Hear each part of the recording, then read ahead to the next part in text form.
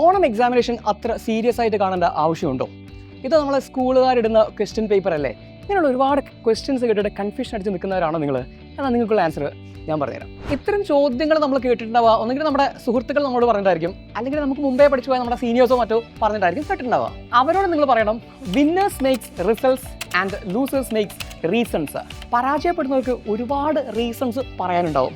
So നമ്മൾ ആ ഗണത്തിൽപ്പെടുന്ന ആളുകളല്ല, നമ്മൾ വിന്നേഴ്സിൻ്റെ മൈൻഡ് സെറ്റോടുകൂടി മുൻപോട്ടേക്ക് പോകേണ്ട ആളുകളാണ്. നല്ലൊരു തുടക്കം എപ്പോഴും നമ്മുടെ കോൺഫിഡൻസ് ലെവലിനെ ഒരു നെക്സ്റ്റ് ലെവലിലേക്ക് കൊണ്ടുപോകാൻ സഹായിക്കും. ഈ ഫസ്റ്റ് ടൈമിൽ എക്സാമിനേഷൻ ആവുന്ന സമയത്ത് കുറച്ച് ഭാഗമേ പഠിക്കാനുള്ളൂ. നല്ല മാർക്ക് നിങ്ങൾക്ക് സ്കോർ ചെയ്യാനും അത് നിങ്ങളെ നന്നായി മോട്ടിവേറ്റ് ചെയ്യുകയും ചെയ്യും. മാത്രമല്ല, നമ്മുടെ പാരൻസിനാണെങ്കിലും ടീച്ചേഴ്സിനാണെങ്കിലും നിങ്ങളുടെ ഒരു പൊട്ടൻഷ്യൽ എവിടെയാണ് എന്നത് ഐഡൻറ്റിഫൈ ചെയ്യാനും അതിനൊരു പരിഹാരം കണ്ടെത്താനൊക്കെ അത് സഹായിക്കും. ഈ ഒരു എക്സാമിനേഷൻ നിങ്ങളുടെ ഒരു ഫൗണ്ടേഷൻ സ്ട്രോങ് ആക്കാൻ വേണ്ടിയിട്ടുള്ളതാണ്.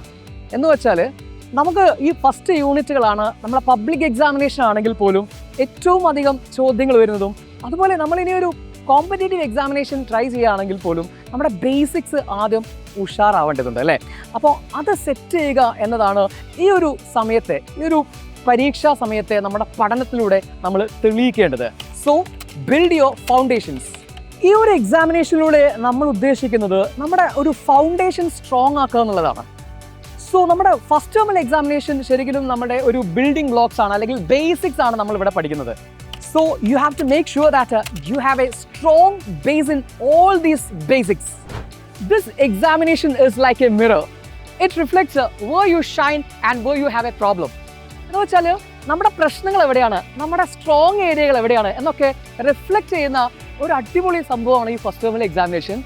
സോ ഇത് വളരെ ഇമ്പോർട്ടൻ്റ് ആയി, വളരെ സീരിയസ് ആയിട്ട് കാണേണ്ട ഒരു എക്സാമിനേഷൻ തന്നെയാണ്.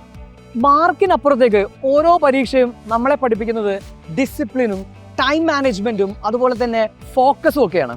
അപ്പോൾ നമ്മളിവിടെ മനസ്സിലാക്കേണ്ടത്, പരീക്ഷ കഴിഞ്ഞിട്ട് ഒരുപാട് ആളുകൾ ചോദിക്കും ഈ ടൈം മാനേജ്മെൻറ്റ് ഒരുപാട് പ്രശ്നമാണ് പല ആളുകൾക്കെന്നൊക്കെ. ടൈം മാനേജ്മെൻറ്റ് നമ്മൾ നിയന്ത്രിക്കണമെങ്കിൽ പരീക്ഷകൾ എഴുതി തന്നെ നമ്മൾ ശീലിക്കേണ്ടതുണ്ട്. സോ ഇവിടെ ഇത്രയും എഫേർട്ട് എടുത്തിട്ട് സ്കൂളാണെങ്കിലും ടീച്ചേഴ്സ് ആണെങ്കിലും ഒക്കെ നമുക്ക് ഒരുപാട് എഫേർട്ട് എടുത്തിട്ട് ഇങ്ങനൊരു എക്സാമിനേഷൻ ഒരു ചാൻസ് ആയിട്ട് നമ്മൾ കാണുക. Don't miss this opportunity. So മക്കളെ, നമ്മൾ കുറച്ച് മാസങ്ങളായി ഇതിൻ്റെ പിന്നാലെയാണ്, കുറേ വർഷങ്ങളായി നമ്മൾ ഈ ഒരു ജേർണി സ്റ്റാർട്ട് ചെയ്തിട്ട്. So respect this examination. അത് ശരിക്കും നിങ്ങളെ റെസ്പെക്ട് ചെയ്യുന്നത് നിങ്ങളുടെ തന്നെ ഹാർഡ് വർക്കിനെയാണ്, നിങ്ങളുടെ ടീച്ചേഴ്സിൻ്റെ ഹാർഡ് വർക്കിനാണ്. So give your best to this examination. നിങ്ങൾക്ക് വരാനിരിക്കുന്ന ആ ഒരു വലിയ യാത്രയുടെ ഒരു നല്ല തുടക്കമാവട്ടെ ഈ ഒരു എക്സാമിനേഷനോടെ. All the best.